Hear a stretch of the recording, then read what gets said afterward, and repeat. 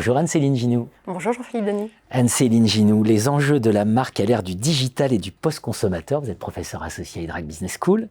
C'est l'ouvrage que vous publiez aux éditions Ellipse. Donc on va parler ensemble de digital et de post-consommateur. Je suis très curieux de savoir ce que c'est que le post-consommateur. Mais d'une manière générale, j'ai envie de dire, on a bien conscience qu'il se passe quelque chose aujourd'hui au pays des marques. Voilà. Alors qu'est-ce qui se passe au pays des marques? Qu'est-ce qui a changé par rapport à avant? Alors, il est vrai qu'avant, une approche conventionnelle, en fait, des stratégies de marque était souvent observée. Donc, elle était notamment axée en fait sur le positionnement, l'identité de la marque, des aspects un peu plus techniques, on va dire, le portefeuille de marque, son extension. Et il est vrai que peu nombreux sont en fait les ouvrages qui apportent une réflexion critique sur la stratégie de marque. Il y a un besoin, en quelque sorte, de la repenser dans son ancrage au sein d'une culture de consommation, on peut dire postmoderne, en quelque sorte. Postmoderne. Pour vous, une marque, penser un monde dans un monde postmoderne, c'est penser le passage de l'identité à l'expérience. Alors, ça veut dire quoi ça? Oui, tout à fait. Et puis c'est également le fait de pouvoir penser un post-consommateur qui est devenu acteur-producteur d'expériences de vie, de signification, est devenu de plus en plus conscient des enjeux sociétaux et environnementaux. Il est plus passif, il est actif. Il est actif, il est complètement actif. On peut aussi l'appeler consommateur. Donc on a effectivement différents enjeux que les marques vont rencontrer. Bien sûr, de contribution à la construction identitaire et sociale du consommateur, mais également d'expériences immersives.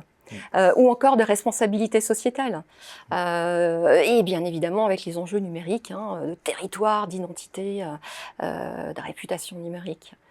Donc on remarque vraiment les valeurs expérientielles aujourd'hui ont une importance accrue dans la construction identitaire du consommateur et également dans la dialectique marque-consommateur.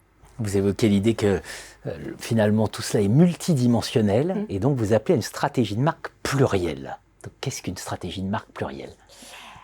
Alors oui, il s'agit en fait de repenser la stratégie de marque au sein de ces nouvelles tendances globales par le prisme de différentes approches de la marque.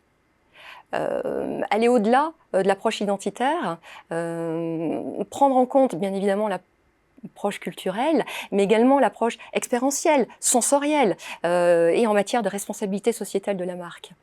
Alors on peut avoir des exemples autour de nous de marques françaises. Prenons par exemple Nature et Découverte, qui est une jolie marque, qui offre un large panel de produits avec des exigences d'éco-conception assez fortes et qui propose également des expériences sensorielles, de découverte, ludique. Donc finalement, la marque va amener ses clients à une consommation plus responsable. Nature et Découverte est une de ces marques, Decathlon également un exemple.